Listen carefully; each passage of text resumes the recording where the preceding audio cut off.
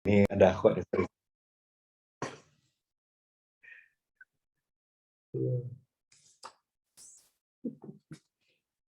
Ya, sebelum masuk ke bagian materinya, kita sedikit recall kembali tentang timeline sirah nabawiyahnya, barangkali supaya lebih ingat nanti yang dibahas itu di Nabi usia berapa sih dan sebagainya. Nah, jadi secara umum timeline sirah nabawiyah itu kan kebagi 3 ya. Ada sebelum Nabi Muhammad menjadi nabi. Nah, kisah-kisahnya belum terlalu banyak karena para sahabat yang meriwayatkan waktu itu belum sebanyak saat Nabi Muhammad setelah diangkat menjadi nabi. Kemudian pada masa kenabian di awal-awal Nabi Muhammad diangkat menjadi nabi itu 3 tahun pertama setelah turun wahyu berdakwah secara diam-diam, baru di tahun 4 kenabian dilakukan dakwah secara terang-terangan dan mulai ada penindasan dan sebagainya, ada pemboikotan, ada hijrah pertama ke Habasyah atau ke Ethiopia, waktu itu nyebrang benua ya. Lalu ada tahun kesedihan, nah ini tahun 10 kenabian. Kemudian Rasulullah berdakwah keluar Mekah ke Taif dan waktu itu banyak cemoohan dari Taif. Lalu ada Isra Mi'raj dan dari situlah ada proses baiat 1, baiat Aqobah 1, baiat Aqobah 2, dan persiapan hijrah ke Madinah setelah penindasan yang begitu dahsyat.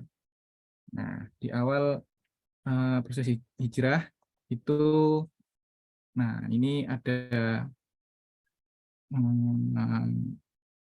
istilahnya kalau yang tadi itu tahun kenabian, itu biasanya di sirah menyebutnya istilah tahun kenabian. Jadi setelah 10 tahun menjadi nabi, tahun kesedihan di tahun ke-10, baiat Aqobah di tahun ke-12. Nah, itu istilahnya tahun kenabian. Kalau di sirah di setelah hijrah itu dinamakan tahun Hijriyah.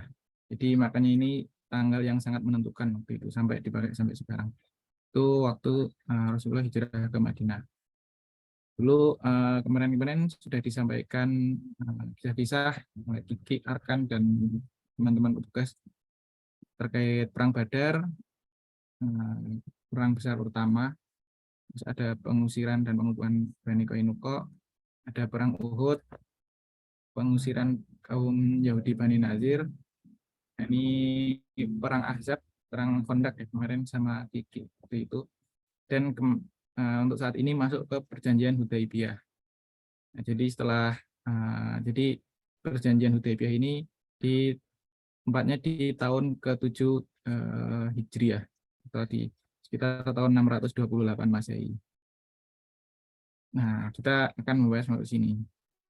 Dan nanti sekaligus sedikit spoiler tentang Fathu Mekah karena kaitannya sangat erat. Jadi mungkin besok bisa lanjut di bagian tengah-tengah ini. Oke. Izin ini ya. Nah, untuk perjanjian Hudaibiyah itu diawali karena tahun sebelumnya kan kaum muslimin memenangkan pertempuran Khandaq ya, perang Khandaq, dan di tahun berikutnya di tahun 628 Nabi mendapat mimpi bahwa beliau berangkat ke Mekah untuk umroh dan mengabarkan bahwa mendapat perintah dari Allah bahwa kemenangan telah dekat. Lalu Nabi mengabarkan ke para sahabat dan waktu itu langsung persiapanlah kaum muslimin untuk berangkat ke Mekah, terutama para kaum muhajirin yang telah lama tidak melihat kampung halamannya, jadi sekaligus umroh sekaligus pengen lihat kampung halaman. Jadi di bawah 1.400 muslim tanpa senjata dan waktu itu hanya pisau-pisau atau pedang untuk menyembelih unta saja secukupnya. Jadi karena meskipun waktu itu kondisi militer sangat siaga, kaum Quraisy siaga karena sebelumnya kalah perang Khandaq, tapi kaum muslimin berangkatnya tetap tidak pakai senjata untuk perang karena niatnya memang untuk umroh. Lalu berangkatlah 1.400 pasukan dan di perjalanan Rasulullah mendapat info dari mata-mata bahwa orang-orang kafir Quraisy itu telah mengumpulkan pasukan untuk menghalangi kaum muslim ke Mekah. Karena ya kekhawatiran ya, mungkin dikira mau ekspansi atau ngajak perang, jadi kaum Mekah juga siaga dan sangat menolak kedatangan kaum muslim ke Mekah untuk umroh ini. Lalu dari situ dilakukan proses negosiasi dengan Nabi mengirimkan utusan-utusan. Beberapa sahabat dikirim bergantian hingga pada akhirnya Utsman bin Affan yang melakukan negosiasi. Utsman bin Affan negosiasi masuk ke Mekah, dan karena Utsman bin Affan itu orang yang sangat dihormati, jadi disambut dengan baik, bahkan dipersilakan kalau mau umroh silakan sendiri tapi jangan sama yang lain. Tapi Utsman menolak dan tetap bernegosiasi untuk membolehkan kaum muslimin masuk ke Mekah ya. Tapi negosiasi berjalan alot dan belum tercapai hingga lama waktu itu Utsman belum kembali dan ada rumor bahwa Utsman bin Affan telah dibunuh. Nah, dari situlah ada rumor itu, Rasulullah lalu membaiat para sahabat yang datang sana. 1.400 orang itu dibaiat dengan di bawah pohon yang bernama Ar-Ridwan. Jadi dibaiat untuk menyatakan sumpah setia bahwa tidak akan mengundurkan diri apapun nanti kejadiannya, siap untuk masuk ke Mekah. Nah, tapi tidak lama setelah itu datang utusan-utusan Quraisy menemui Nabi Muhammad dan para kaum muslimin untuk bernegosiasi. Nah, setelah bernegosiasi, diskusi alot, akhirnya kaum Quraisy mengutus Suhail bin Amr untuk berunding menyusun kesepakatan. Nah, kesepakatan inilah yang nantinya membuahkan namanya Perjanjian Hudaybiyah, karena dilakukan di bawah di area Hudaybiyah. Nah, untuk poin Perjanjian Hudaybiyah, setelah dilakukan proses kesepakatan, itu ada beberapa poin di antaranya. Yang pertama, kedua belah pihak bersedia melakukan gencatan senjata selama 10 tahun. Jadi 10 tahun ke depan perjanjian damai. Kemudian setiap orang diberi kebebasan untuk menjadi muslim atau bagian kafir. Nah, terus poin ketiga yang agak unik dan membuat mungkin para sahabat kurang lega, yaitu kaum muslim wajib untuk mengembalikan orang Mekah yang menjadi pengikut Nabi Muhammad di Madinah tanpa alasan yang benar kepada walinya. Sedangkan kaum kafir Quraisy tidak wajib mengembalikan orang Madinah yang menjadi pengikut mereka. Jadi kalau ada orang kafir Mekah yang tiba-tiba masuk Islam atau tiba-tiba hijrah ke Madinah masuk Islam, itu harus dikembalikan, nggak boleh masuk Islam tanpa izin walinya. Sedangkan kalau kaum kafir Quraisy sedangkan kalau kaum Muslim yang tiba-tiba kafir dan ingin menjadi kafir balik ke Mekah itu nggak apa-apa. Orang kafir Quraisy nggak wajib mengembalikan ke Nabi Muhammad, nggak wajib mengembalikan ke Madinah.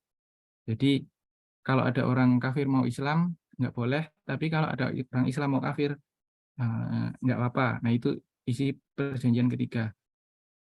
Sedangkan poin berikutnya, kunjungan rombongan umat Islam menunaikan ibadah umrah atau haji ditangguhkan di tahun berikutnya.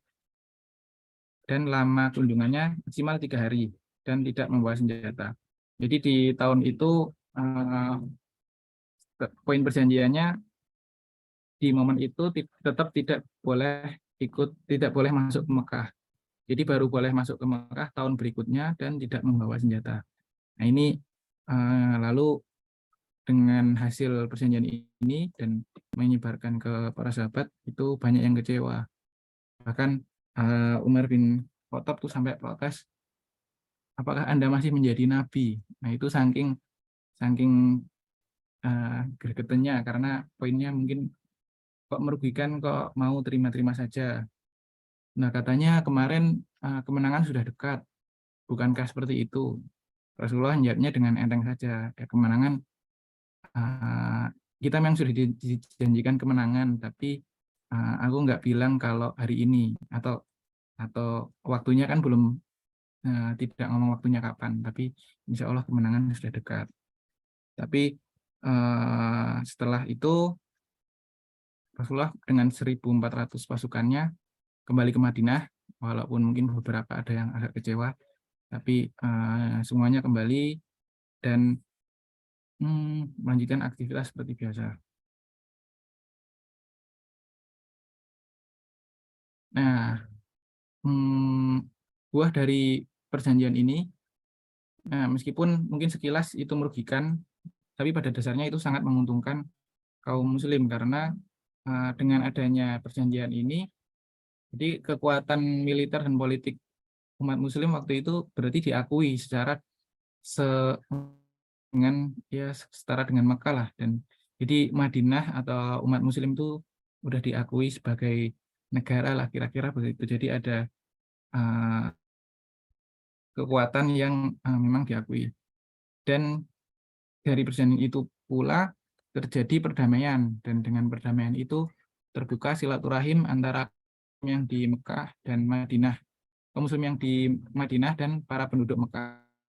Dan uh, internet instabil enggak ya? Oke.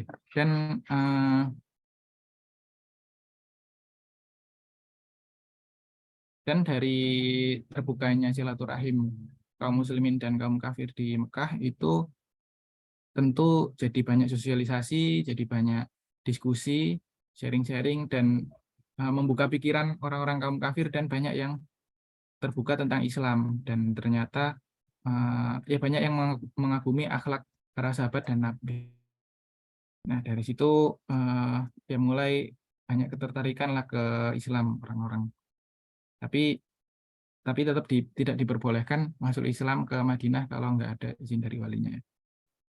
Terus orang-orang yang Islam di Madinah, di Mekah juga tidak ada ancaman. Jadi beribadah dengan tenang karena dilindungi perjanjian. Di masa itu nilainya tuh penting lah untuk dipertahankan karena mempertaruhkan harga diri. Di budaya waktu itu tuh kalau melanggar perjanjian ya merusak harga diri lah. Jadi itu memang harus dijaga. Kemudian juga tidak ada teror dari kaum Quraisy, dan uh,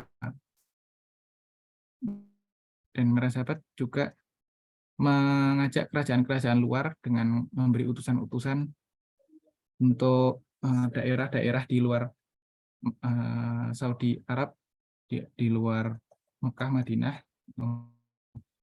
kirim ke Ethiopia, ke Afrika, ke Persia, dan ini juga nanti ada kisahnya yang ada utusan yang dibunuh dan nanti ada perang itu, tapi mungkin selanjutnya.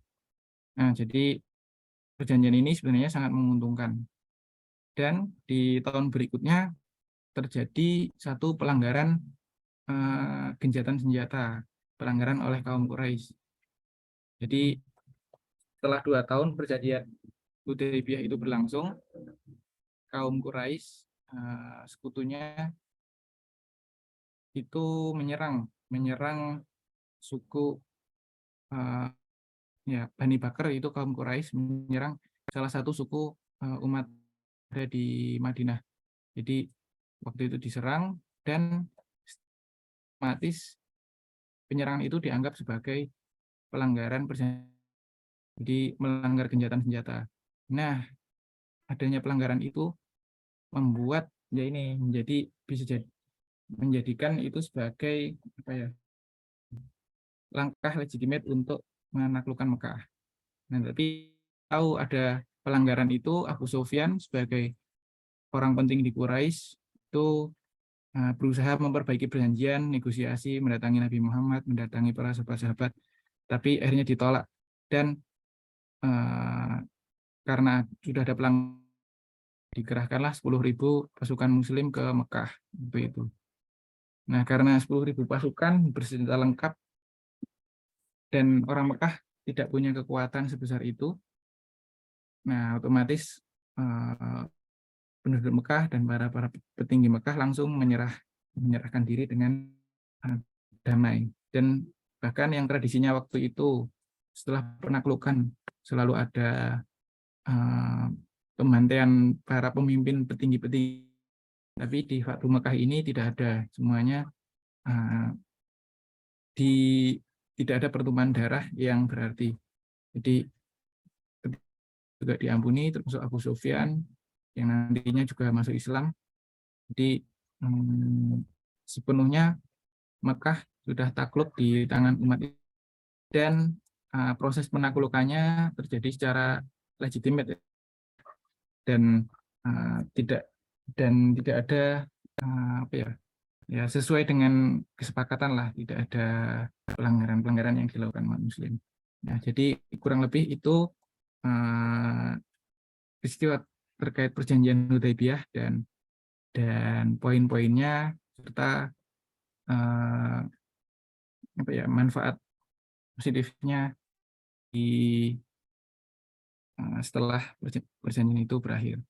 Oh ya, di saat perjanjian di Hudaybiyah ini kurang lebih sekitar 2 minggu, salah waktu itu saya baca-baca, dan beberapa ada seperti membuahkan dalil-dalil tentang misalnya diperbolehkan sholat di tenda masing-masing waktu itu karena adanya hujan deras, jadi boleh keringanan untuk tidak jamaah bareng-bareng yang itu, tapi di padang pasir yang mungkin kalau tidak dijaga nanti tendanya akan berantakan atau gimana. Terus juga ada poin tentang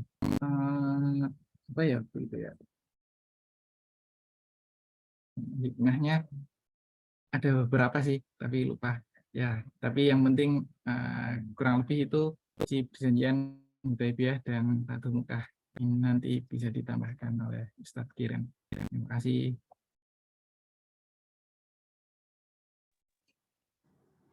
Kembalikan ke aku. Baik, terima kasih Uki atas pembacaan sirahnya. Semoga kita semua juga bisa dapat mengambil hikmah dari pembacaan sirah yang telah dibacakan. Nah, selanjutnya mungkin langsung ke materi tentang kajian fikih hari ini yang akan disampaikan oleh Ustadz Kiran Akbar. Kepada Ustadz Kiran dipersilahkan. Bismillahirrahmanirrahim. Assalamualaikum warahmatullahi wabarakatuh. Alhamdulillah, wassalatu wassalamu ala rasulillah wa ala alihi wa sahbihi wa man wala. Baik, sebelum masuk materi, kita kemarin sampai mana ya? Sampai sholat jamaah udah selesai belum? Belum kan ya? Ada yang ingat kan? Arkan ingat kan? Kemarin katanya mau masuk ke sholat jamaah, Bang. Oh, sholat jamaah. Oke. Ya. Oke.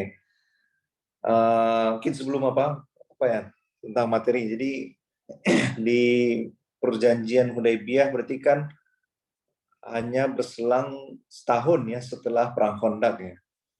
Setahun ya, oke ya. Lupa angka-angka ini kadang setahun misalnya. Dan setelah perang Khandaq ada Quraisyah kan yang mengusir Bani Quraisyah itu.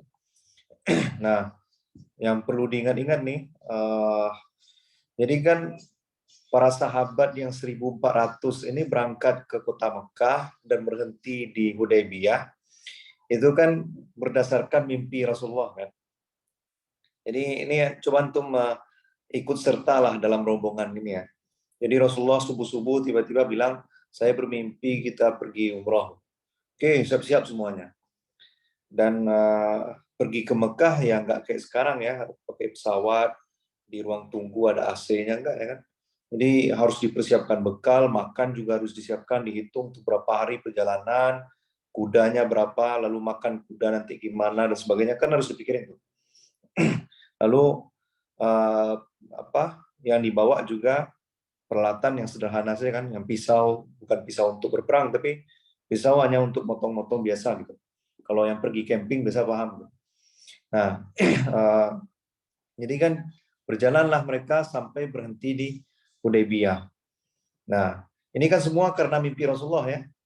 Nah, sampai di Hudaybiyah mereka terhenti karena ada isu orang Mekah menganggap bahwa ada 1.400 orang mau berperang melawan mau menyerang kota Mekah.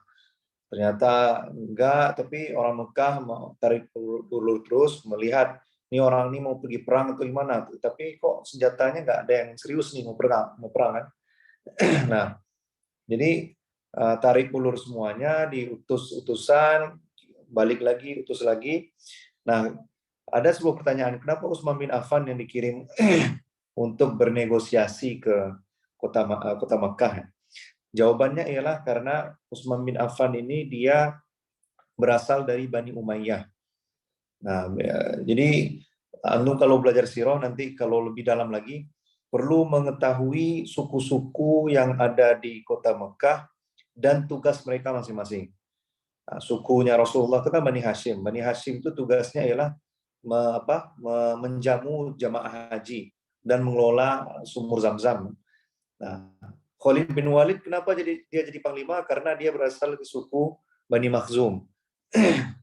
Abu Jahal, Khalid bin Walid itu Bani Makhzum. Dan Umar bin Khattab itu dia punya bibinya adiknya Abu Jahal. Jadi Umar bin Khattab sama Bani Makhzum ini hampir sama sukunya sekutuan gitu. Lalu Bani Umayyah itu ialah Baninya Utsman bin Affan ini Bani yang suku yang biasa mengelola pemerintahan. Nanti antum akan mengenal Amr bin As juga berasal dari sini, Abu Sofyan juga dari sini. Nah, itulah kenapa Utsman bin Affan yang dikirim karena beliau yang udah tahu dengan orang-orang elit-elit politiknya di Mekah.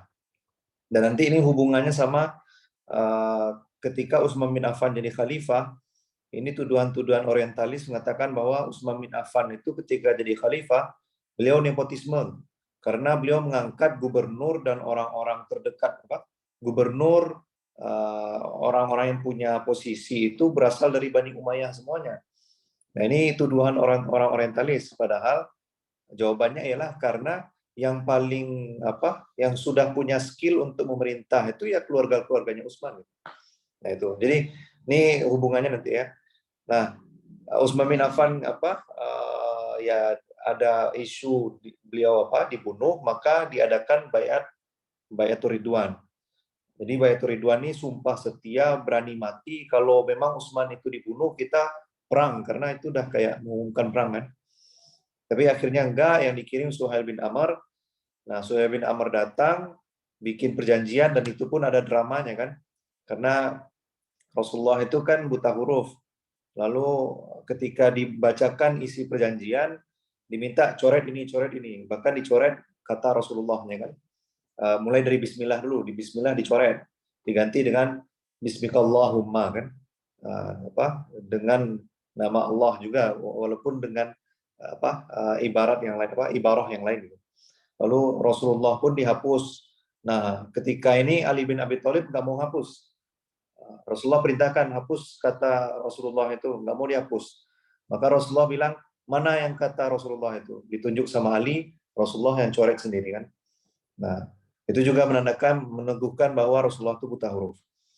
Lalu nanti selesai perjanjian itu kejadiannya langsung kan. Kalau di film Omar the Series itu langsung dibikin ada kejadiannya. Jadi Abu Jandal anaknya Suhail bin Amr nih.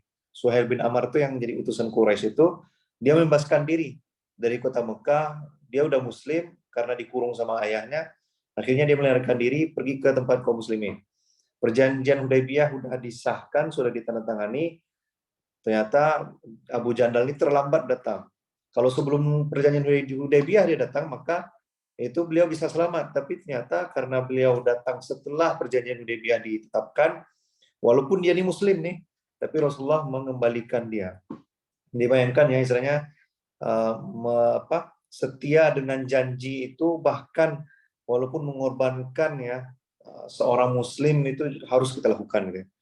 Nah, lalu bayangkan orang yang bermimpi orang termotivasi pergi ke Mekah karena mimpi Rasulullah, batal ikut umroh. Akhirnya umrohnya tahun depan. Nanti bayangin, udah berjalan berhari-hari, lalu ada drama ini dan itu, akhirnya harus balik lagi baru bisa tahun depan, dan tahun depan pun 3 hari. Nah, ini ada sebuah percakapan yang perlu kita ingat-ingat ya, dan ini juga yang menandakan bahwa memang beda kualitas Abu Bakar sama Umar. Jadi Umar ini kan orangnya rasional, sedangkan Abu Bakar itu dia udah berserah dengan apa yang dikatakan Rasulullah. Nah, bayangkan, jadi menertibkan hati itulah yang membedakan kualitas seseorang antara Abu Bakar sama Umar. Jadi Umar kan melihat ini perjanjian zolim semuanya nih. Nggak ada yang mendukung kita, nggak ada yang positifnya untuk kita. Lalu bahkan Umar bin Khattab itu menanyakan, wahai Abu Bakar, bukankah kita ini benar? Bukankah Muhammad itu Rasulullah? Kenapa kita terzolimi begini gitu? Itulah bahasa lebih kurangnya. Tapi Abu Bakar tuh mengatakan apa yang dikatakan Rasulullah itu pasti benar. Jadi kesikohan Abu Bakar itulah yang membedakan dia dengan Umar. Nah, kekurangan orang yang selalu menggunakan akal ini dan itu, dia mempertanyakan ini, pertanyakan itu. Dan itu malah membuat kualitas dia turun. Ya. Dan kualitas yang baik itu ialah sikoh dan serahkan semuanya kepada Allah dan Rasulnya. Dan poin kedua ialah, untungnya ialah Umar bin Khattab ini dia curhatnya ke orang yang keimanannya lebih tinggi. Nah, ini salah satu kiat juga, tips kalau lagi dalam keadaan ragu nih, ini keadaan gimana, tapi siapa yang harus kita tanya gitu. Maka jangan curhatnya sama teman yang selevel gitu. Jangan tanya yang marhalahnya satu level gitu ya. Tapi coba tanya ke orang yang lebih paham, yang lebih bijak, yang lebih tahu, sehingga kita bisa mendapatkan jawabannya. Nah, kalau misalnya kita dalam keadaan galau gitu, ini keadaan gimana nih? Kita harus gimana? Sikap kita bagaimana? Ini pokoknya banyak hal-hal yang terjadi, maka curhatnya jangan sama teman-teman yang setara dengan kita. Karena teman setara itu hanya akan mengompori kita sehingga jalan kita semakin nggak lurus. Tapi cobalah curhat dan sampaikan permasalahan itu kepada orang yang istilahnya keimanannya lebih tinggi, sehingga hati kita tuh lebih diarahkan. Nah, itu ya hikmah salah satu perjanjian Hudaybiyah juga nanti. Walaupun saya banyak setiap episode dalam perjanjian Hudaybiyah ini sangat perlu kita teliti terus. Jadi setelah ini silahkan dibaca-baca lagi Sirah Nabawiyah dan coba sambil direnung, dipikirkan ini apa hikmah. Mungkin untuk awal mungkin ya baca fikih sirahnya Syekh Ramadan Al-Buti agar bisa dapat hikmah-hikmah. Tapi mungkin itu ya. Sebenarnya Sirah Nabawiyah ini penting sekali karena nanti kita menghadapi permasalahan yang paling banyak itu permasalahan politik tuh orang nggak tahu bersikap, padahal Rasulullah sudah memberikan tuntunan gitu. Nah, ini Anda bayangkan setelah menjadi negara Rasulullah itu kan 7 tahun setelah itu langsung diakui kan kedudukannya. Kalau sebelum hijrah itu pengikut Rasulullah hanya 200, tapi setelah hijrah sampai tahun ke-7 ada 1.400 orang kan yang pergi ikut umroh sama Rasulullah. Jadi bayangkan lompatan pertumbuhan pengikut itu berubah setelah dalam sebuah institusi gitu ya. Nah, itu juga kalau kita paham mempelajari sirah, kita akan mendapatkan banyak hikmah gitu. Hikmah ini dan mendewasakan kita. Itulah lebih kurangnya. Allah taala alam bisawab. Kita materi. Oke. Salat qashar ya, jamak qashar. Mana dia? Oke. Oke. Bismillahirrahmanirrahim. Ini udah ya. Oke. Nih. Bismillahirrahmanirrahim. Wa yajuzu lil musafiri qasru sholati rubaiyah bi khamsati syara'id. Dibolehkan seorang musafir untuk mengqasar sholatnya yang awalnya 4 menjadi 2 itu dengan 5 syarat. Nah, syaratnya ini pertama ayakuna safaruhu mana di sini dia. Ayakunu safaruhu fi ghairi ma'siyah. Safarnya tidak boleh dalam keadaan maksiat.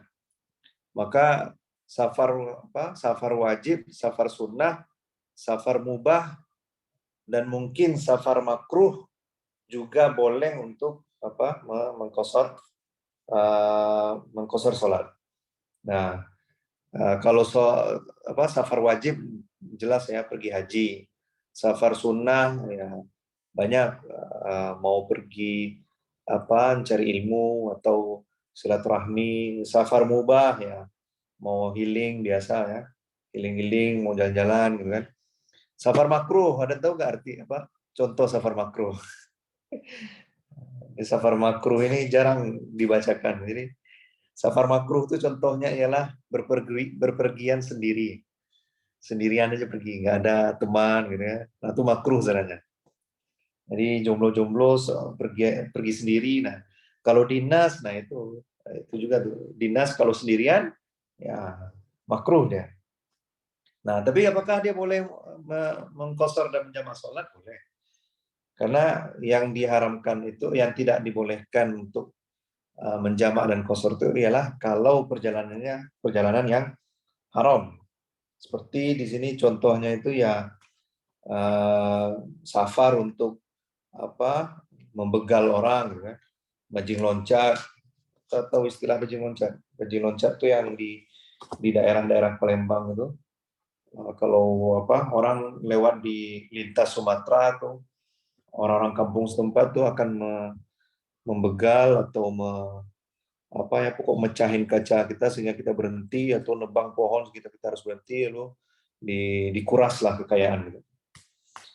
Nah, itu kalau orang-orang begitu dia tidak boleh menjamak dan mengqasar sholat. Kalau dia jamak dan qasar maka berdosa. Karena dia tidak punya hak untuk melakukan itu. Atau bisnis khamar atau mau ngantarin suap gitu kan. Atau di sini perjalanan perempuan tanpa izin suami gitu ya. Apalagi ini ada lagi tambahan perjalanan orang-orang yang berhutang tapi mampu membayar hutangnya. Nah ini juga safar haram. Nah orang-orang yang dia mampu bayar hutang tapi nggak mau bayar hutang, maka dia ya kalau dia berjalan safar nggak boleh jamak dan nggak boleh qasar sholatnya. Nah gitu ya. Nah lanjut itu maksiyah. Yang kedua ialah wa antakuna masafatuhu sittata asyra farsakan.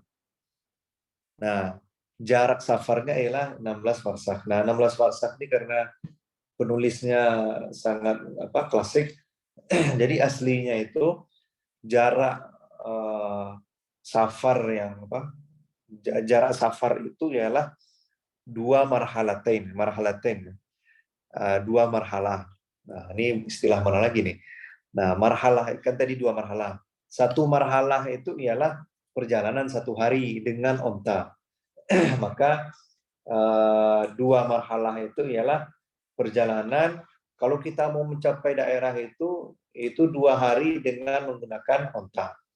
Nah, setelah dibaca-baca, setelah dibaca hadis Nabi semuanya, lalu diteliti kapan Rasulullah itu baru menjamak dan mengqasar salat, maka ditemukan hadis bahwa Rasulullah itu baru menjamak dan mengqasar salat kalau perjalanannya udah mencapai dari Makkah ke Asfan gitu ya. Maka dihitung-hitung jaraknya ialah 84 km. Itu lebih kurang ya. Jadi kalau perjalanan kurang dari 84 km, nggak bisa dia di jamak dan qashar. Tapi kalau lebih dari itu baru boleh jamak dan qashar. Itu ya, jadi 16 farsakh ini kita ganti menjadi 84 km, lebih kurang. Ada yang bilang 88, ada yang bilang 80 dan sebagainya. Ini karena perbedaan Perbedaan orang mendefinisikannya. Tapi kalau dihitung pakai Google ya di Asfan ya, nama daerahnya. Nah, lanjut. Wa ayyakuna muaddiyan lis salatir rubaiyah. Hanya bisa dilaksanakan untuk sholat yang 4 rakaat ya. Maka kalau tidak sholat yang bukan 4 rakaat, maka dia tidak bisa dijamak gitu. Dan tidak bisa di qashar. Dijamak juga dijamak bisa. Gitu ya. Wa ayyanwiya al-qasra mal ihram. Nah, untuk sholat qashar itu harus diniatkan ketika sholat pertama. Kalau misalnya orang mau jamak takdim, langsung jamak dan qashar, maka dia harus berniat di sholat pertamanya itu, di sholat zuhur berarti ya, maka dia harus meniatkan sholat zuhurnya ini jamak dan qashar. Sehingga nanti setelah dia salam, dia langsung sholat. Nah, permasalahannya terjadi kalau seseorang itu ya sholat zuhur kan, sholat zuhur. Setelah selesai sholat zuhur, baru dia ingat bahwa, oh ya saya kan hari ini mau berangkat. Atau saya mau berangkat, sebentar lagi saya mau berangkat. Atau lagi sholat di airport, sholat 4 rakaat. Baru ingat, oh ya saya kan sekarang musafir. Saya kan mau pergi kemana. Baru setelah itu dia sholat lagi. Nah, itu dia nggak bisa menjamak dan mengqashar sholat. Kenapa? Karena dia tidak meniatkan jamak dan qashar di sholat pertamanya. Jadi wa ayyanwiya al-qasra fi ma'al ihram. Jadi dia harus meniatkan sholat qashar itu ketika takbiratul ihram. Nah, ingat lagi bahwa niat itu harus nempel dengan ibadah. Qasdul fi'li muqtarinan bil fi'li. Jadi di mazhab Syafi'i niat itu harus nempel sama amal. Nah, sekarang kalau mau qashar, maka dia harus nempel di sholat pertama. Itu ya. Nah, mana lagi nih? Lanjut. Wa alla ya'tamma bimuqimin.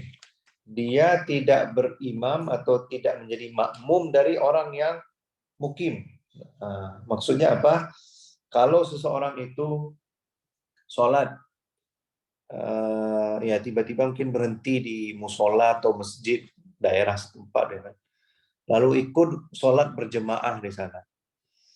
Maka orang yang musafir tadi dia harus mengikuti gerakan imam dan melengkapi sholatnya menjadi 4 rakaat. Ya gitu ya. Jadi karena dia bermakmum kepada yang mukim, maka dia harus menyempurnakan rakaatnya. Tapi kalau dia tidak bermakmum kepada yang mukim, maka dia bisa melaksanakan sholatnya 2-2. Nah, dalil sholat 2-2 itu gimana? Nah, ini ada hadisnya dari Ibnu Umar ya, safartu ma Rasulillah sallallahu alaihi wasallam wa Abi Bakrin wa Umar. Saya bersafar dengan Rasulullah, dengan Abu Bakar, dengan Umar. Fakanu yusalluna az-zuhra wal asra rak'ataini rak'ataini. Mereka sholat zuhur dan sholat asar itu 2 rakaat, 2 rakaat. Jadi jamak qashar itu 2-2. Bukan 4-2 ya, tapi 2-2. 4-2 terjadi kalau orang itu bermakmum kepada mukim ya, orang yang mukim. Nah gitu ya. Lanjut. Wa yajuzu lil musafir ay yajma'a baina az-zuhri wal asri fi waqti ayyuhuma sya'a.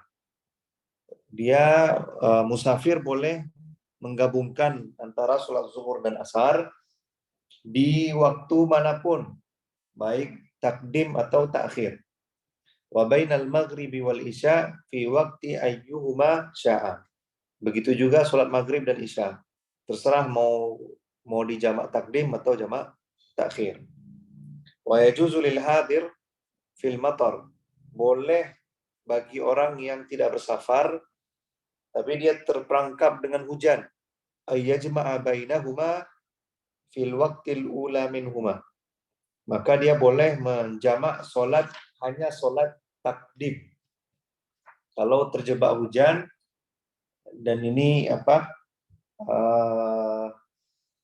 dan ini sebenarnya sih sholat yang di masjid ya. Walaupun ada juga yang bilang sholat di rumah boleh jamak itu. Kalau ana sih nggak begitu ya, istilahnya kalau udahlah kita di rumah udah aman, nggak kena hujan, lalu tiba-tiba dijamak juga, nah itu cari-cari ringan. Jadi yang dibolehkan untuk jamak takdim di sini ialah jamaah masjid. Nah gitu. Nah di sini ada pembahasan jamak bagi orang yang sakit dan orang yang ketakutan dan sebagainya lah ya, keadaan-keadaan yang tidak biasa gitu. Nah di sini memang ada khilafiyah, tapi di mazhab Syafi'i itu boleh menjamak sholat karena sakit atau karena takut atau karena sebab-sebab yang lain. Nah karena hadis menjamak sholat ini sebenarnya umum ya. Jadi di sini di hadis Muslim itu Nabi SAW jama'a bil Madinah min ghairi khaufin wala matarin. Rasulullah itu pernah menjamak sholat di Madinah lagi itu tanpa sebab takut dan tanpa hujan gitu. Jadi tiba-tiba menjamak sholat. Dan ini hadis muncul ketika Ibnu Abbas itu ngajar dan beliau ngajar terus nggak berhenti. Lalu tiba ada orang-orang kampung gitu kan, ini siapa nih yang ngajar nih? Sholat gitu lah kan. Sholat. Jadi dalam hadis itu ada orang yang teriak gitu. Sholat gitu. Yang padahal yang dia teriakin itu ialah majelisnya Abdullah bin Abbas. Lalu Abdullah bin Abbas langsung bilang kan, "Atu'allimuna ni sunnata ummulak la ummalak." "Atu'allimuna sunnah la ummalak." Kamu yang ngajarin aku sunnah gitu ya. Jadi itu bukan ya Abdullah bin Abbas itu dia didoakan sama Rasulullah kan, Allahumma 'allimhu ta'wil, Allahumma faqihu fid din wa 'allimhu ta'wil. Jadi bahkan ketika Umar bin Khattab berkuasa, Abdullah bin Abbas ini udah masuk majelis syuronya Umar, bahkan umurnya masih belasan tahun. Jadi Abdullah bin Abbas itu menjamak sholat. Kenapa? Alasannya karena lagi ngajar gitu. Nah ini ada fakta uniknya. Jadi ala kulli hal ada keadaan-keadaan nanti yang mungkin bisa jadi, panjang sekali, yang mungkin bisa jadi kalian itu perlu menjamak sholat. Contoh yang paling saya dulu pernah naik gunung juga kan, dan di situ banyak ustadz-ustadz yang ikut naik gunung itu, dan ternyata beliau itu menjamak sholat zuhur, asar, maghrib, isya gitu. Jadi karena apa ya alasannya? Karena kita susah mendapatin air akhir kan, jadi susah cari air, jadi kita mending sholat jamak. Padahal kan alasannya bukan khauf, bukan karena takut, bukan karena hujan, bukan karena perjalanannya nggak sampai 84 km, tapi dia jamak. Jadi kadang ini ada hal-hal yang sangat terbuka gitu ya. Nah, begitu juga dari hadis ini Rasulullah menjamak sholat di kota Madinah tanpa ada rasa takut dan tanpa sebab takut dan tanpa sebab hujan. Ini juga yang membolehkan dokter-dokter yang di Palestina itu mereka sholat jamak gitu ya. Padahal mereka bukan musafir, tapi mereka sholat jamak karena mengoperasi orang, gitu. Banyak operasi yang harus dilakukan. Jadi ini jamak ini sangat terbuka, tapi jangan sampai terlalu memudah-mudahkan. Ya. Nah ini boleh sholat jamak tanpa sebab yang nggak pernah dilakukan Nabi gitu ya, kayak naik gunung atau karena operasi, dan mungkin bisa jadi ada hal-hal yang mungkin kalian hadapi, maka boleh dijamak sholatnya. Tapi jangan jadikan ini sebuah kebiasaan terus. Nah ini fakta ini kalau yang udah belajar Kifayatul Akhyar. Tapi kalau Safinatun Najah kayak yang tadi pagi itu Tony, itu kan nggak akan ajarin karena kelasnya baru Safinatun Najah. Itu ya. Nah, ada lagi ya di sini. Jadi orang yang sakit juga boleh untuk menjamak sholatnya ya. Jadi ini bahkan Jawizul Fitrah. Oke.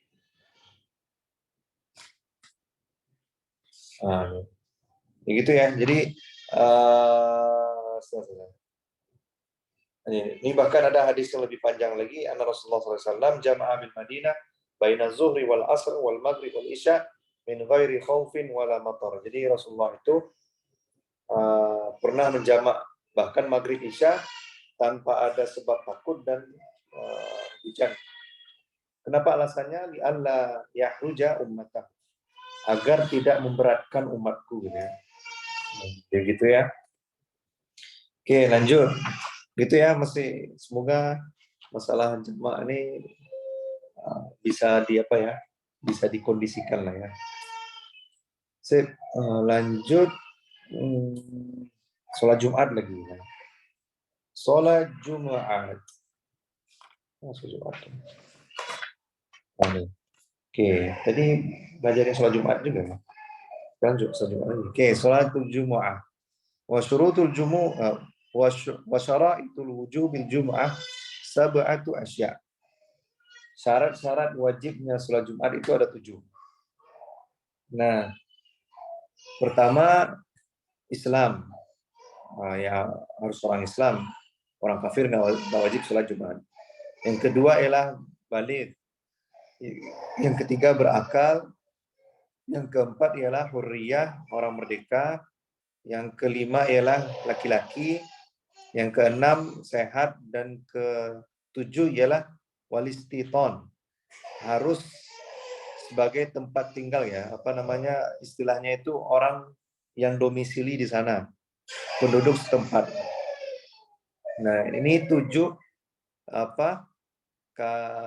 syarat orang wajib untuk sholat Jumat. Kalau nggak ada terpenuhi ini maka nggak wajib dia sholat Jumat. Bentar ya.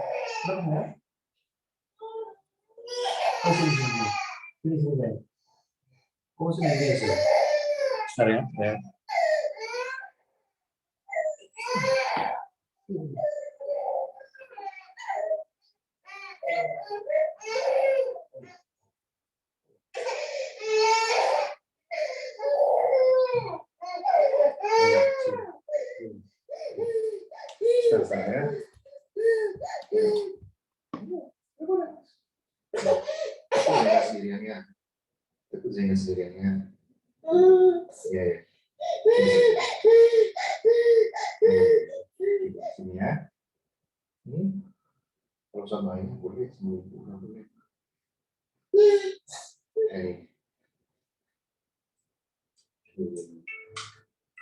Saya mau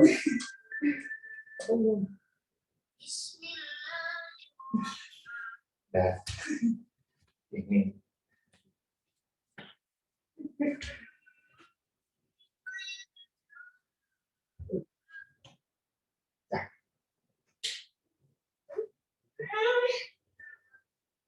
oke.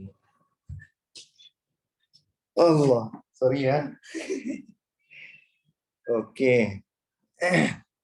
Wasyara itu wujubil Jumu'ah sab'atu asya'. Orang yang wajib sholat Jumat itu ada 7 sifatnya. Kurang 1 nggak wajib sholat Jumat. Muslim, balik, berakal, merdeka, laki-laki, sehat, dan penduduk setempat. Kalau 6 sifat ini terpenuhi, tapi yang 7 enggak, yaitu dia bukan penduduk setempat, atau dia musafir gitu ya, atau dia istilahnya bukan tinggal di sana gitu.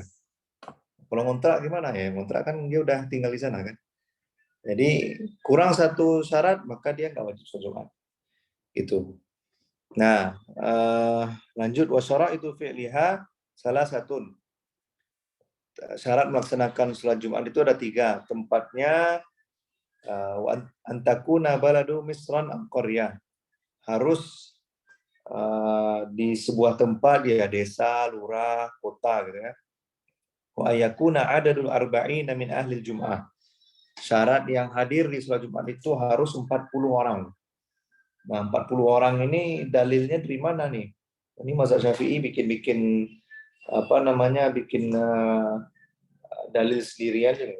Nah, itu sebenarnya ialah karena ya hadis-hadis mengatakan bahwa sholat Jumat pertama kali itu kan dilakukan ketika Rasulullah hijrah kan, dan itu Rasulullah belum sampai. Sebenarnya Rasulullah belum sampai kota Madinah, tapi sudah ada sholat Jumat. Nah, yang jadi imamnya ialah As'ad bin Zurarah. Nah, yang berapa jumlah orang yang hadir sholat Jumat di sana? Itu ialah wa kunna arba'in. Dan di sana ada 40 orang. Jadi ini yang menjadi dalil bahwa minimal sholat Jumat itu harus 40 orang. Nah, ini apa lagi ya? Itulah lebih kurangnya. Jadi sebenarnya sih banyak nih kalau di sini dalil-dalil bahwa syarat untuk sholat Jumat itu harus 40 orang. Nafi kulli arba'ina fiha faqaha Jumat. Gitu ya. Nah, selesai. Oke. Nah, 40 orang ya. Nah, 40 orang ini syarat-syaratnya gimana? Harus terpenuhi 7 sifat tadi. Atau kalau di Safinatun Najah itu kan harus arba'ina ahraran zukuran balighina mustautinin.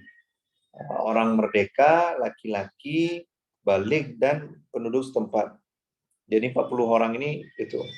Ini kalau misalnya ada 35 orang, ya agar mencari 40 ini dipanggillah 5 orang perempuan. Nah, itu enggak sah sholat Jumatnya. Maka penduduk kampung itu hanya boleh sholat zuhur. Jadi minimal 40 orang.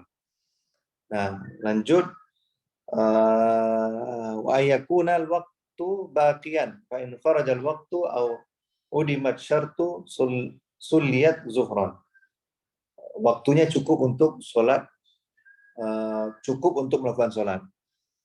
Jika waktunya sudah lewat dan syarat-syarat tidak terpenuhi, maka diganti dengan sholat zuhur. Jadi sholat Jumat itu dilakukan di waktu zuhur, gitu ya. Wa faraiduha salah satu. Fardu sholat Jumat itu ada 3. Pertama, khutbatani yakuma fihima wa yajlisu bainahuma. Ada 2 khutbah sambil berdiri. Jadi khotib itu berdiri. Tapi kalau dia tidak mampu boleh duduk. Nah, duduk di sela-selanya, wa yajlisu bainahuma. Lalu yang ketiga ialah wa antusalla raka'ataini fi jamaah. Dilakukan sholat 2 rakaat secara berjamaah. Kalau dia dengerin khutbah tapi nggak sholat berjamaah setelah itu, karena ketinggalan, mungkin pub dulu habis khotib turun dari mimbar, dia pub dulu, lalu karena pubnya lama ya kan, akhirnya dia ketinggalan jamaah 2 rakaat itu, maka dia harus sholat 4 rakaat. Karena apa? Karena dia tidak ada sholat Jumat sendirian. Wahayatu arba'u khisalin. Dan ada sunnah-sunnahnya. Ada sunnah-sunnah Jumat. Pertama, al-ghuslu wa tanziful jasadi mandi dan membersihkan badan, walubsus siyabil baid, memakai pakaian putih. Nah, ini mandi Jumat itu sunnah dan bahkan sunnahnya sangat ditekankan gitu ya. Kalau orang seminggu itu nggak mandi-mandi, minimal dia mandi di hari Jumat.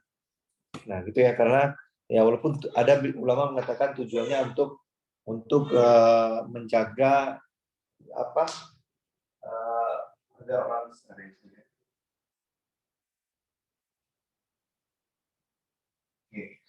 agar ya apa namanya membuat nuansa Jum'ah itu harum, tidak terganggu oleh aroma-aroma gimana gitu kan. Maka disunahkan semua orang memakai mandi. Lalu yang kedua memakai baju putih. Yang ketiga wa'afzu zufur watib, harus mengunting kuku dan wewangian. Wa yustahabbul insatu fi waqtil khutbah, dianjurkan untuk diam ketika khutbah sedang berlangsung. Wa man dakhala wal imamu yaktubu shalla rak'ataini khafifataini summa yajlis. Nah, ini apa namanya? Ini sebuah sunnah. Jadi kalau kita mendapati imam sudah masuk dan imam sudah berkhutbah, maka tetap harus sholat sunat 2 rakaat. Nah, Ana dulu juga pernah mendapati orang bilang kalau imam sudah naik mimbar itu nggak perlu sholat nggak perlu sholat sunat 2 rakaat lagi. Karena apa? Karena khutbah itu wajib, sedangkan sholat sunat itu ialah sunnah. Maka dalam mazhab Syafi'i, orang yang hadir sholat Jumat sedangkan khutbah sedang berlangsung, dia tetap harus sholat 2 rakaat. Nah, sholat 2 rakaatnya gimana? Yang ringan ya, harus cepat. Al-Fatihah aja, setelah Al-Fatihah, ruku, sujud, dan sebagainya. Jangan sampai kehilangan rukun-rukunnya. Dan ini ada dalilnya. Dalilnya bahkan dari Sahih Muslim, dari Imam Baihaqi, ketika Rasulullah lagi khutbah, ada orang nyelonong dan tiba-tiba langsung duduk. Nah, ini uniknya khutbah Jumat. Jadi khutbah Jumat itu sebenarnya boleh interaksi ya. Jadi orang itu langsung duduk, lalu ditanyain, kamu sudah sholat? Belum Rasulullah. Kum fasollim. Berdiri, kum fasol larok'atain. Berdiri, sholat 2 rakaat. Jadi kadang interaktif. Ada juga khutbah Jumat itu yang hadis yang mungkin pernah kalian dengar, ketika Rasulullah lagi berkhutbah, itu ada orang bilang, ya Rasulullah, ini ternak kami sudah mati, tanah sudah kering, mohon doakan ya Allah, ya Rasulullah. Gitu. Maka keluarlah hadis, Allahumma hawalaina wala alaina. Ya Allah, hujanilah di sekitar kami, bukan di atas kami. Nah itu lagi khutbah Jumat, ada orang yang ngomong gitu kan. Jadi khutbah Jumat itu kadang ada kalanya kita harus memang generalnya harus tenang ya, harus diam. Tapi kalau ngomong sebenarnya nggak dilarang gitu ya. Kalau misalnya ada khotib Jumat yang nyeleneh ngomong, wah ini kita boleh bertoleransi, kita boleh ikut merayakan Natal gitu kan.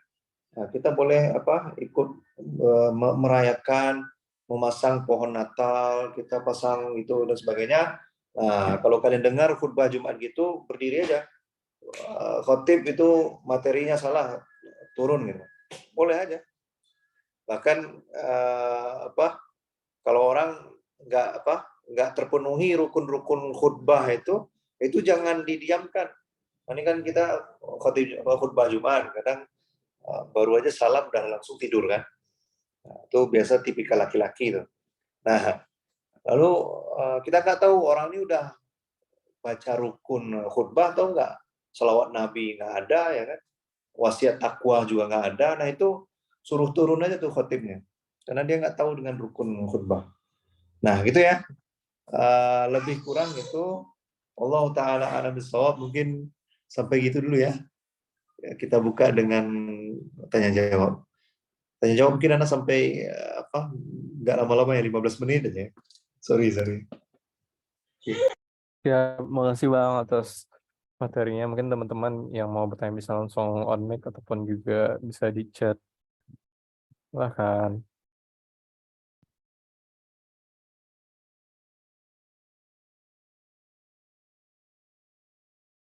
Oh, tadi Arkan, monggo kepada Arkan dipersilahkan. Assalamualaikum Bang Kiran, teman-teman. Izin nanya Bang. Eh, yang pertama terkait soal Jumat itu Bang. Yang tadi kan ada al-ghusl wa tanziful jasad. Nah, itu kan membersihkan diri dan mandi sebelum sholat Jumat. Sebenarnya definisi mandi dan membersihkan dirinya itu kapan sih Bang gitu? Kan karena ya di pagi hari kita juga mandi gitu. Tapi mungkin ada kelebihan waktu sebelum Jumatan. Nah, itu juga apakah itu juga dihitung nantinya gitu. Terus kalau double gimana? Sama yang kedua Bang, terkait tadi yang eh ini terkait dengan jamak qashar. Ketika ini pertanyaan paling umum sih Bang. Eh, Ketika misalnya ada soalnya di keluarga waktu itu pernah jalan gitu ya Bang ya. Balik hari gitu Bang, berangkatnya pagi, pulangnya malam gitu. Tempat yang dituju itu kilometernya kisaran 50 kilometer. Jadi kan kalau bolak-balik kan jadi 100 ya Bang ya. Nah, itu apakah itu udah masuk ke syarat tadi yang 16 apa sih? Ya, Farsyak. ya 16 farsyak tadi atau itu masih belum masuk gitu Bang. Nah, terus masih tentang uh, jamak juga. Kalau kita tadi mungkin ini sempat kelewat di Abil ya Bang ya. Kalau misalnya kita uh, ikut jamaah sama yang mukim, itu kan berarti kita ngikut yang 4 rakaat dulu. Nah, berarti boleh nambah habis itu kalau kita jamak qashar, berarti boleh nambah 2 aja langsung atau oh ya udah kita nggak boleh gitu Bang. Karena kan tadi kan ada syaratnya harus 2-2 ya apa gimana? Maaf Bang kalau salah nangkepnya tadi. Gitu. Terima kasih Bang.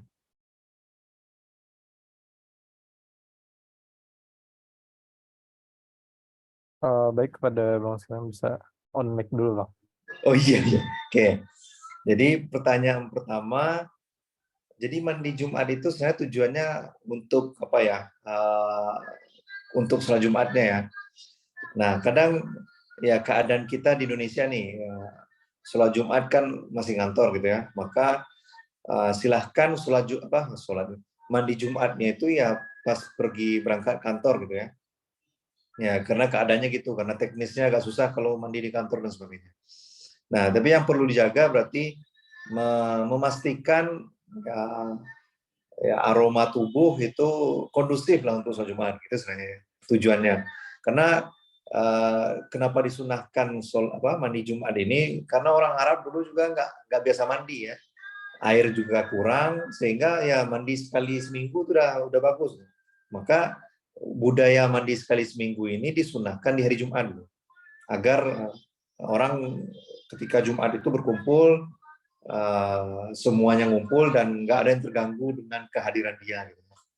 Nah itulah sebenarnya tujuannya itu.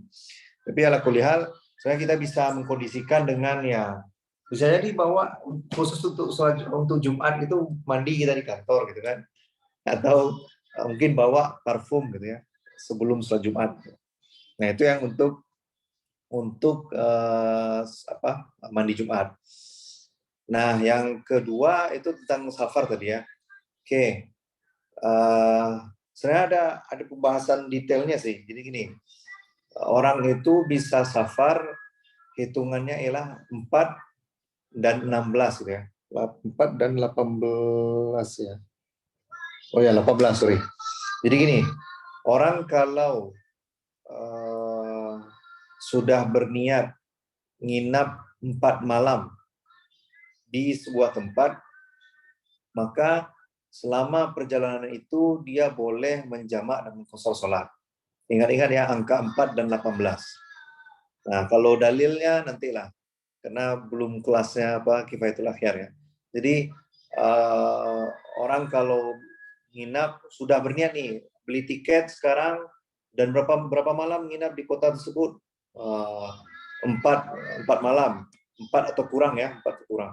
maka selama perjalanan dia boleh menjamak dan qasar. Tapi kalau kalian beli tiket berapa malam nginap di Bali misalnya kan, 5 malam, maka kalian hanya boleh menjamak dan mengqasar itu ketika perjalanan saja. Tapi kalau sudah sampai Bali itu sholat seperti biasa. Oke. Nah, jadi perjalanan pun harus dihitung. Jadi kalau misalnya aneh mau pergi ke Bogor nih, ke Bogor kan nggak sampai nggak sampai jarak safar. Tapi nginapnya 4 hari 5 hari ya nggak bisa kan, karena jaraknya udah tidak jarak safar gitu. Jadi pergi ke Jogja berapa hari nginap? 4 hari. Oh, berarti selama perjalanan tambah nginap itu dijamak dan diqasar. Tapi kalau berapa hari di Lombok kan? Mau ngapain di Lombok? Mau naik Rinjani gitu. Nah, ternyata nginap di sana 6 hari. Nah, itu cuman ya ini kalau itu cuman pergi dan pulang saja dia harus menjamak. Sedangkan selama di Lombok dia harus sholat seperti biasa. Walaupun tadi Ana bilang kalau naik gunung ya kan boleh untuk menjamak. Oke, makasih ya. Nah, lalu kalau kondisinya ialah orang yang tidak tahu akan berapa lama di sana. Beli tiket kan misalnya ngurus administrasi, ada sengketa lahan di Kalimantan, kalian baru beli tanah, ada tambang batu bara sana kan. Ini nggak tahu berapa lama ngurusin tambang ini. Nggak tahu kan berapa lamanya. Nah, itu batasnya kalau dalam mazhab Syafi'i 18 hari. Jadi selama 18 hari boleh dijamak sholat. Tapi kalau masih berlanjut prosesnya belum selesai juga tuh sengketa, belum selesai ngasih makan polisi kan, uang keamanan. Nah, itu hari tetap tuh di hari ke-19 cuman sampai 18 hari dia menjamak dan mengqasar sholat. Hari ke-19 dia harus sholat seperti orang normal. Gitu ya. Jadi ingat-ingat 4 hari dan 18. Kurang dari 4 itu boleh jamak semuanya. Lebih dari 4 hari nginap, dia nggak boleh menjamak sholat dan mengqasar sholat selama dia nginap di sana. Oke. Pertanyaan keduanya Habil. Pertanyaan ketiga Habil, kalau dia pulang pergi dari Padang ke Cincin balik lagi ke Padang. Nah, itu kilometernya lebih dari 88 kilometer atau 84 kilometer. Nah, itu dibolehkan jamak. Boleh jamak. Karena apa? Karena dia sudah mencapai jarak safar. Gitu. Walaupun saya banyak nih, ini nggak boleh gini karena dia nggak iqomah dan sebagainya. Ya, kita orang yang sudah sampai ke jarak safar itu dia boleh menjamak. Nah, tapi ya saya ada teknis-teknisnya.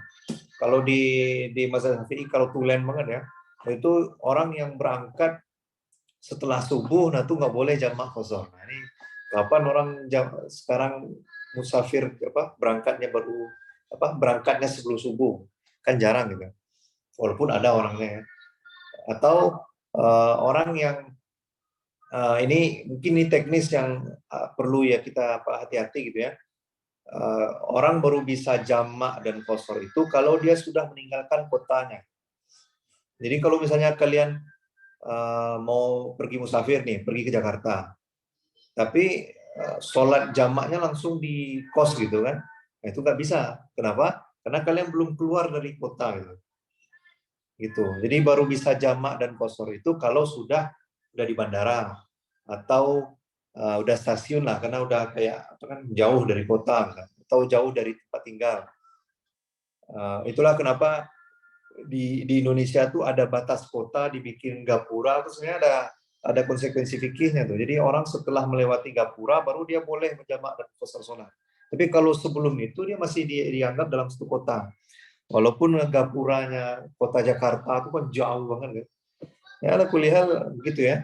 Kita baru bisa menjamak dan qasar sholat setelah melewati gapura tersebut. Wallahu taala a'lam bissawab. Clear ya? Makasih banyak Bang. Baik, makasih atas jawabannya, Bang. Ini ada pertanyaan kedua dari Aisyah. Pada Aisyah, dipersilahkan. Oke, mau nanya agak banyak juga, Bang. Eh, Kalau berdasarkan yang tadi gitu ya, Bang, kan berarti kalau misalnya kita udah keluar kota, keluar dari kota kita dan walaupun belum 84 kilo berarti aman ya, Bang, buat jamak qashar? Dengan Kalau udah catatan tadi, misalnya emang udah niat mau lebih dari 84 kilometer, terus pas udah di luar kota tempat kita tinggal emang udah azan gitu dan kita mau jamak qashar itu udah aman ya? udah Oke. aman ya. Terus sama mau tanya ini, Bang. Jadi kan kalau misalnya naik travel gitu, Bang, Jakarta Bandung, dan misalnya naik travelnya sore tapi maghrib isyanya nggak dapet gitu. Nah itu apakah pas isyanya dijamak aja langsung atau ada yang lain-lainnya, Bang? Itu yang pertama. Oke, Atau kita jangan-jangan disuruh berhenti dulu nih di rest area buat sholat maghrib terus isyanya di rumah gitu. Itu yang pertama. Terus yang kedua, mau nanya ini, Bang, kadang kan kalau kita jamak takhir itu sebenarnya apakah beneran bebas sholatnya mau duluan? Misalnya kalau zuhur asar, asarnya dulu boleh atau zuhurnya dulu boleh atau ada yang lebih baiknya gitu sih, Bang? Misalnya lebih baik asar dulu atau lebih baik zuhur dulu? Penasaran sama yang itu karena kan selama ini orang-orang bilang ya it's okay aja gitu dua-duanya. Terus yang terakhir ini pertanyaannya agak kepikiran sekilas aja tadi pas lagi bahas sholat Jumat kan di syaratnya itu cuma boleh bukan boleh, di syaratnya itu sholat Jumat dilakukan ketika ada 40 orang. Nah itu kalau kondisinya kayak di kampung pedalaman gitu gimana, Bang? Kan kalau nggak sampai 40 orang apakah mereka jadi tidak akan pernah wajib sholat Jumat atau kayak gimana gitu? Karena kan kalau mereka keluar desa jadinya mereka juga jadi nggak wajib gitu karena tidak bermukim. Nah, itu kira-kira gimana, Bang? Oke, Makasih, Bang. sorry. Ini pertanyaannya banyak banget. Nanti tulis poin-poinnya di chat ya. Boleh. Oke, untuk travel tadi, mulai dari mana ya? Biar sekali lipas langsung jawab ya. Jadi kalau kita bersafar itu, saya sih fleksibel ya. Kita mau jamak takdim atau jamak takhir itu fleksibel. Ya istilahnya ini kalau misalnya kita kalau kita jamak takdim kayak rest areanya gitu yang nggak bagus, kita mau yang rest areanya bagus itu boleh, silakan. Jadi di takhir sholatnya karena itu, atau kita ngejar kita ngejar pokoknya jam 10 itu udah sampai daerah ini, maka kita jamak takhir boleh itu ya. Atau berangkatnya dari jam 7 pagi mau ngejar nih sampai berangkat dari Cilegon kan, mau sampai Surabaya maghrib gitu kan ya, nggak tahu ya bisa jadi atau enggak ya. Nah jadi dia berangkat jam 7 pagi, nah itu baru sholat zuhur dan asarnya tuh di waktu asar gitu kan. Nah itu boleh juga karena mau mengejar tuh ya, kayaknya nggak mungkin logika gitu ya karena harus istirahat. Tapi ala kulihal untuk jamak dan jamak takdim dan takhir ini kalau bagi musafir dia bebas ya. Jamak takdim takhir itu agak kaku bagi orang yang tadi karena kena hujan gitu ya. Karena dia hanya boleh takdim saja. Itu yang pertama. Yang kedua, untuk urutan sholat itu kalau kita sholat dengan jamaah yang musafir juga, maka urutannya seperti urutan biasa, walaupun kita jamaah takhir. Contoh kalau misalnya kita jamaah takhir, maka kan di waktu asar, ya kan? Tapi urutan sholat tetap zuhur dan asar. Zuhur dulu baru asar. Ingat-ingat ya. Jadi atau sholat maghrib isya, walaupun kita sholat di waktu isya, maka urutannya tetap maghrib dan isya. Ini kalau jamaahnya musafir semuanya. Tapi kalau kalian berimam kepada mukim, maka kalian harus ikutin niatnya apa? Ya sholatnya mukim. Contoh kalian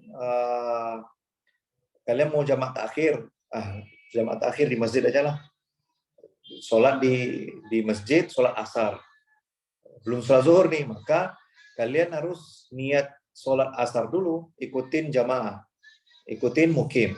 Baru setelah itu sholat zuhur. Begitu juga sholat isya, kalau kalian mau jamak takhir, belum sholat maghrib, mau sholat di rest area, gitu. Maka rest area juga ada jamaah orang mukim di sana gitu ya. Maka ikutin jamaah mukim dulu. Tapi biasa kalau rest area orang musafir semuanya. Misalnya di masjid kampung lah gitu ya. Itu urutan ya. Jadi khusus untuk ikut imam mukim, dia harus ikuti urutan mukim. Atau ikutin sholat yang mukim. Nah gitu. Yang ketiga, apa yang ketiga tadi? Kan ini kalau pertanyaan banyak ini lupa gitu. Tentang Punten, apa Bang. tadi? Kalau misalnya di suatu perkampungan terpencil itu Oh ya, oke. jumlahnya kurang dari 40. Itu nggak wajib dia sholat Jumat. Jadi dia cukup sholat zuhur. Nah, memang batasnya 40 orang. Dan saya sih ya ini pembahasan banyak juga ya. 40 ini masalah 40 lah. Masalah kalau satu kampung merger gitu, dua kampung merger ini gimana? Nah, itu ada pembahasan lagi. Tapi sebenarnya niat mempersatukan sholat Jumat ini ialah agar ya nampak syariat Islam di sana, lalu khutbah Jumat itu satu materi gitu ya, seragam. Jangan sampai khutbah sini yang khotibnya partai ini kan, yang situ ormas ini, yang itu ormas sana lagi. Akhirnya sesama ormas-ormas ini saling menyerang gitu. Dan ini anak bahas kemarin tadi subuh sama si Tony, karena ini sejarahnya ada. Jadi kubu Muawiyah sama kubunya Ali bin Abi Thalib itu saling menyerang di khutbah Jumat sampai ke zamannya Umar bin Abdul Aziz. Sehingga nanti khutbah Jumat itu kan di akhir itu dibaca innallaha ya'muru bil adli wal ihsan wa ita'izil qurba wa yanha 'anil fahsya'i wal munkari wal baghi. Nah, itu sunnahnya Umar bin Abdul Aziz. Karena ada kubu-kubu ini berperang dengan khutbah Jumat. Nah, dan di kitab-kitab Syafi'i itu mengatakan sholat Jumat itu hanya satu di satu negeri. Nah gitu ya. Tujuannya ya untuk mempersatukan itu, jangan sampai ada banyak versi lah. Nah kalau misalnya kampung ini nggak sampai 40 orang, kampung ini nggak sampai 40 orang, ini gimana? Di merger. Nah di merger, tapi merger ya gimana tuh kampungnya harus berkompromi lah, atau bikin masjid tengah-tengah gitu ya, agar ngumpulin semua orang itu. Maka asumsinya berarti sholat Jumat itu harus ada di kampung yang minimal ada 40 kakak kan, ini sebenarnya. Nah, 40 kakak kan, berarti di tingkat RT nggak mungkin kan, RT nggak mungkin sampai 40 orang, 40 kakak. RW mungkin bisa jadi kelurahan yang nggak logis, jadi masjid di tingkat kelurahan. Nah, cukup satu di satu kelurahan. Masalahnya di Indonesia itu kan bikin masjid, ini jauh pergi ke masjid sana, bikin masjid ini. Ada tanah kosong sana, kita jauh, di situ pengurusnya nggak sesuai orang sana, kita bikin masjid baru. Ini orang Indonesia ini nggak tahu lah. Lalu bikin masjid yang mewah-mewah langsung kan, sumbang. Nah gitu ya, ini kok kemana-mana nih, oke. Itu ya. Punten, Bang. Tadi kalau yang misalnya udah sampai rumah gitu, gimana, Bang? Yang mana nih? Oh. Lagi safar. Itu boleh nggak dijamak akhirnya dua-duanya gitu? Oh gitu. Udah keburu sampai gitu. Nah gini, memang kalau orang sudah sampai rumah, dia nggak dianggap musafir lagi. Gitu. Jadi dia memang harus sholatnya itu ketika safar. Karena kalau dia udah sampai tujuan itu nggak musafir lagi. Nah ini ada juga catatan ya, kalau sholat itu kan sholat wajib itu harus menghadap kiblat kan.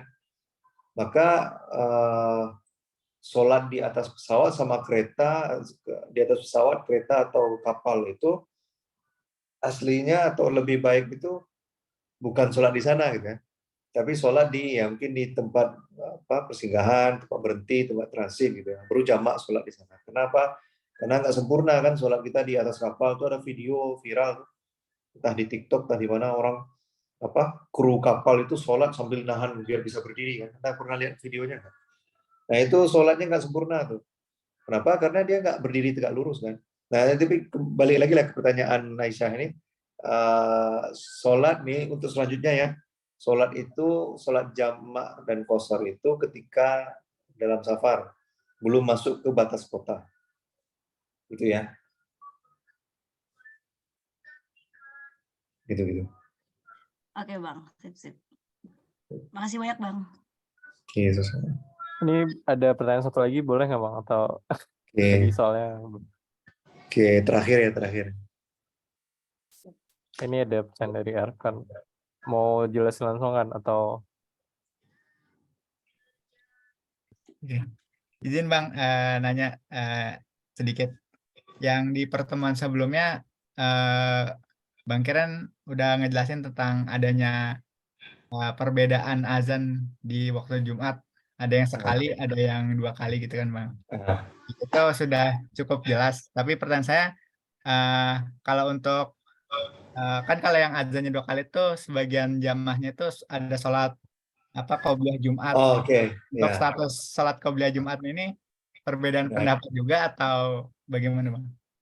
Nah iya, ini perbedaan pendapat juga. Tapi kalau yang di mazhab Syafi'i, dan ini pendapatnya Imam Nawawi itu, jadi setiap sholat itu harus diiringi. Kalau zuhur berarti dia diiringi dengan sebelum zuhur sebelumnya, gitu ya. Dia harus diiringi dengan sebelum zuhur. Maka kalau dia azan, maka setelah kalau setelah azan berarti ada sholat sunnah setelahnya, kan? Karena dia mengiringi sholat wajib gitu ya. Walaupun kita udah tahiyat masjid kan, azan pertama setelah itu. Nah, azan pertama, antara azan dan pertama azan kedua ini kan biasa orang sholat. Nah, orang sholat itu kenapa? Karena dia mengiringi sholat wajib. Karena di sholat zuhur biasanya kan ada sholat sunat yang sholat rawatib kan sebelum sholat zuhur. Nah itu di kata Imam Nawawi ada. Jadi silahkan yang mau sholat silahkan, yang nggak mau sholat karena hati-hati ini nggak pernah dilakukan Nabi, karena Nabi kan azannya cuma sekali di zaman Nabi kan. Nah, silahkan tawakuf juga nggak ada masalah. Tapi gini, kalau saran Ana, kalau kalian nanti tinggal di daerah-daerah NU kan, di Jawa, di Jombang, wah itu hijau banget tuh.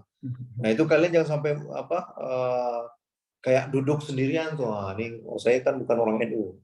Tapi kalau bisa kita jangan sampai kayak kayak jadi orang asing gitu. Nah minimal nih, kalau memang kalian percaya itu nggak ada sunnahnya, coba aja sholat mutlak gitu ya, sholat yang bebas gitu ya, karena nggak baik menyelisihi masyarakat, itu nggak baik. Begitu juga kalau kalian orang NU, lalu sholat di masjidnya Muhammadiyah langsung azannya bikin 2 kali kan, karena saya khatib harus bikin sholat azan 2 kali, nah itu nggak baik juga. Jadi harus tenggang rasa ini harus hadir. Gitu. Dia boleh gini. Terima kasih banyak Bang. Terima kasih banyak Bang. Oke. ya, makasih Bang atas jawabannya. Semoga ilmu yang telah dijelaskan menjadi bisa kita amalkan. Nah, saya tutup. Mohon maaf apabila ada kesalahan. Subhanakallahumma wa bihamdika asyhadu an la ilaha illa anta astaghfiruka wa atubu ilaik. Assalamualaikum warahmatullahi wabarakatuh. Terima kasih Bang. Oke, insyaallah dijawab minggu depan lah ya. Ingat-ingatin lagi tuh. Sip ya, pamit ya. Assalamualaikum. Salam. Sukses selalu. Sip.